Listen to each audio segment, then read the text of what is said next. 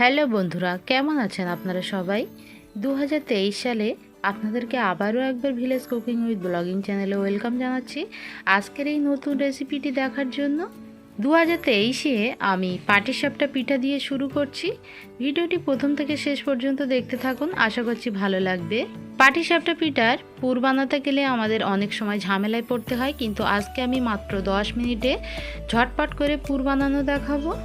প্রথমে আমি পাটিসাপটার ব্যাটারটা গুলিয়ে নেব। এর জন্য এখানে নিয়েছি চালের গুঁড়ো, এই বাটির 1 বাটি চালের গুঁড়ো নিয়েছি, আর দিয়ে দিচ্ছি ময়দা। ওই বাটিরই হাফ বাটি ময়দা এখানে দিয়ে দিলাম। তারপর এখানে দিয়ে দেব গুঁড়ো দুধ 2 চা চামচ। আপনারা কিন্তু এই ব্যাটারটা লিকুইড দুধ দিয়ে গুলতে পারেন, তো গুঁড়ো দুধ দিলে টেস্ট ভালো হয়। স্বাদ মতো লবণ দিয়ে দিয়েছি। চা চামচের 4 চা চামচ চিনি দিয়ে দিচ্ছি। মিষ্টিটা আপনারা আপনাদের টেস্ট অনুযায়ী বাড়িয়ে বা কমিয়ে নেবেন। শুকনো উপকরণগুলো একটা হ্যান্ড উইস্ক দিয়ে ভালো করে মিশিয়ে নেব। শুকনো উপকরণগুলো যখন ভালো করে মেশানো হয়ে যাবে, তখন যে বাটি দিয়ে আমরা চালের গুঁড়ো মেপে নিয়েছিলাম ওই বাটির 1 বাটি কুসুম গরম পানি দিয়ে দিলাম। তো প্রথমে আমি 1 বাটি দিয়েছি, তারপরে আবারও 1 বাটি দিচ্ছি। তো টোটাল আমার এখানে ব্যাটার তৈরি করতে পানি লেগেছিল 2.5 বাটি, অর্থাৎ যে বাটি দিয়ে আমরা চালের গুঁড়ো মেপে নিয়েছিলাম ওই বাটিরই 2.5 বাটি কুসুম গরম পানি দিয়ে আমরা ব্যাটারটা পারফেক্টভাবে তৈরি করে নিয়েছি।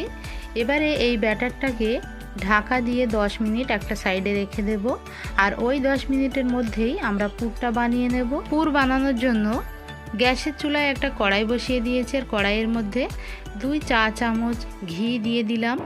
তারপর দিয়ে দিচ্ছি ওই একই বাটির 1 বাটি লিকুইড দুধ। এটা জাল করা লিকুইড দুধ। দুধটা যখন হালকা গরম হবে তখন ওর মধ্যে দিয়ে দেব 100 গ্রাম পাউডারের দুধ, অর্থাৎ পাউডার মিল্ক। এবারে এই পাউডার মিল্কটা লিকুইড মিল্কের সঙ্গে ভালো করে মিশিয়ে নিতে হবে। এক্ষেত্রে চুলার জাল কমিয়ে রাখতে হবে, নইলে তলায় লেগে যাবে। তো খুব ভালো করে মেশানো হয়ে গেছে। এবারে এর মধ্যে দিয়ে দেব চিনি। যে বাটি দিয়ে দুধ মেপে নিয়েছি ওই বাটির 3 ভাগের 1 ভাগ চিনি দিয়েছি। তারপরে দিয়ে দিলাম 2 চা চামচ চালের গুঁড়ো।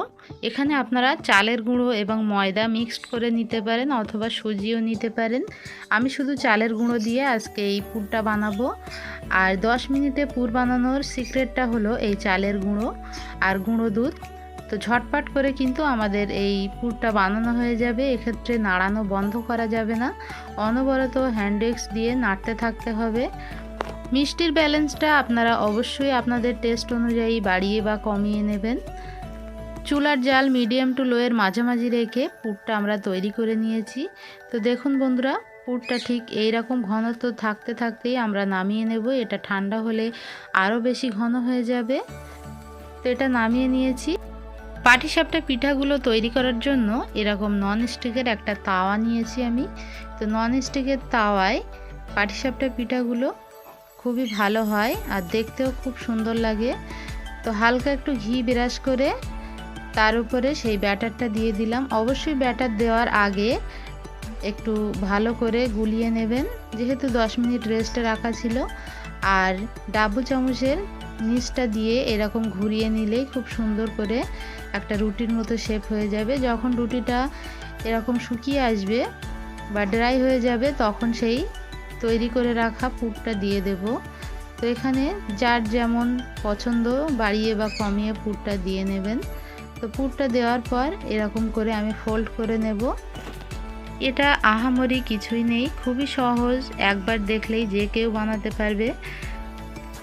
পাটিসাপটা পিঠার মেন উপকরণ হলো ব্যাটার তৈরি।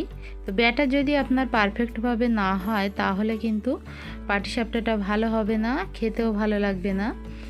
তো যেহেতু আমি প্রথম তৈরি করেছি এটা, ওই জন্য চাটুয়ের তলায় একটু লেগে গেছিলো। তো পরের বারের পিঠাগুলো খুবই সুন্দর হয়েছিল। দেখুন বন্ধুরা, একটা পিঠা কিন্তু আমার হয়ে গেছে। তো একইভাবে আমি সবগুলো পিঠা বানিয়ে নেব।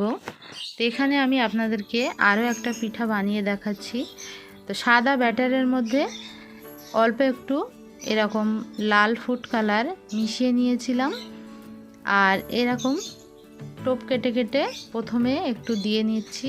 কালারিং ব্যাটারটা যখন একটু শুকিয়ে আসবে তখন এর উপরে দিয়ে দেব সেই সাদা ব্যাটারটা।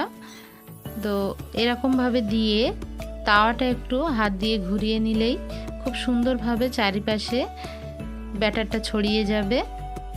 রুটির উপরটা যখন এরকম ড্রাই হয়ে যাবে তখন এর উপরে দিয়ে দেব সেই পাটিসাপটার যে পুরটা বানিয়ে রেখেছিলাম সেটা। তো এটাই আমার লাস্ট পিঠা। তো সবগুলো পুর আমি এখানে দিয়ে নিয়েছি। তারপরে যেমন করে ফোল্ড করে নিতে হয় ওরকম ফোল্ড করে নিলেই আমাদের রঙ্গিলা পাটিসাপটা রেডি হয়ে যাবে। তো দেখুন বন্ধুরা, সাদার উপরে লাল পড়েছে, খুবই সুন্দর লাগছে দেখতে, আর এটা বাচ্চারা দেখলে তো ভীষণ খুশি হবে। এই পিঠাটাও আমার রেডি হয়ে গেল। তো সবগুলো পিঠাই আমার হয়ে গেছে।